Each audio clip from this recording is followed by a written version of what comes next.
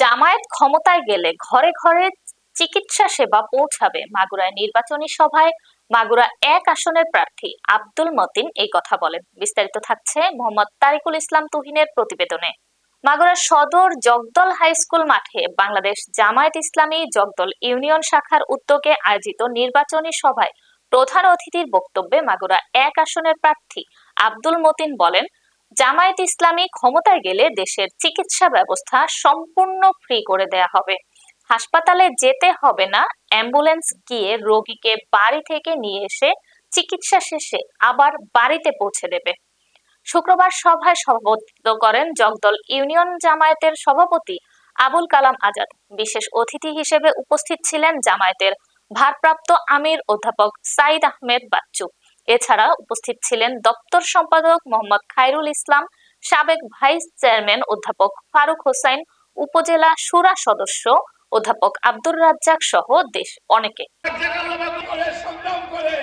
তার বিপক্ষে যত বিপদ আসে, যত প্রতিরোধ আসে, যত মুসিবত আসে, প্রতিটি মুসিবতে প্রতিটি বিপদে আল্লাহ তাকে সংরক্ষণ করে। আমাদের কিসের ভয় হয় না, তোমরাই বিজয় লাভ করবে যদি তোমাদের বিশ্বাস থাকে। যেমন আল্লাহ আমাকে সাহায্য করতে পারেন। তুমি নাকি হাগাটাই করে দিতে পারো, কত বংশে কাজ করি, আমি যদি জামাত ইসলামের সাথে কাজ করি, দাঁড়িপাল্লার পক্ষে কাজ করি, আমার এ হবে তা হবে, এই ভয়ের কোনো প্রয়োজন নেই। আমি যদি আল্লাহর পক্ষে কাজ করি, মহান আল্লাহ ফেরেশতাকে আমাকে সাহায্য করবে। বলেছেন কুতিবা আলাইকুমুস সিয়াম, আমি তোমাদের জন্য রোজা ফরজ করেছি, আপনি ঘটা করে রোজা রাখবেন, ঘটা করে ইফতার করবেন। বা তার তো মিলাই আল্লাহ বলেন, আল্লাহ তোমাকে বলে দিচ্ছি, সেটা কি? আর হাকিমুদ্দিন। আমি মুসাকে বলেছিলাম, ঈসাকে বলেছিলাম, তোমাকেও বলছি, আমার দ্বীনকে কায়েম করো। এই দ্বীন কায়েম সংগ্রাম করার জন্য রাজি আছি।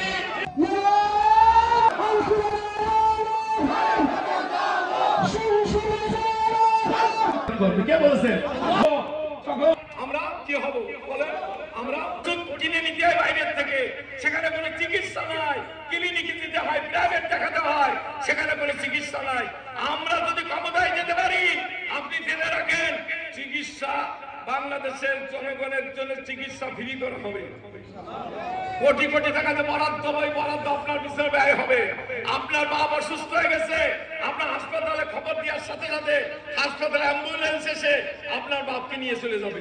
আপনার যা লাগবে না, আপনার বাপকে চিকিৎসা দিয়ে সুস্থ করে অ্যাম্বুলেন্সে করে আবার আপনার ঘরে পৌঁছাই দেওয়া হবে।